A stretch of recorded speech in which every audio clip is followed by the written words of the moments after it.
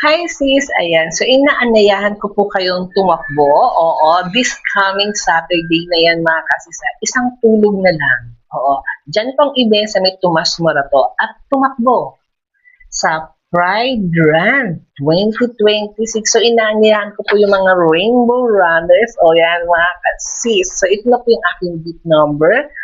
At ang bongga, merong LED bracelet na kasama. O di ba mga kasis, masyado tayong kikinang nito sa runway.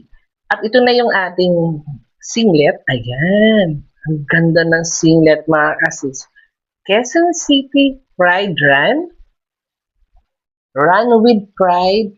Run for Pride. Oo mga kasis. So inaanyayahan ko po yung mga Rainbow Runners tumakbo sa Pride Run 2026 dyan po sa may QC Quezon City. Oo, dyan po yan sa may Tomas Morato mga kasisa. Kaya sis, see you!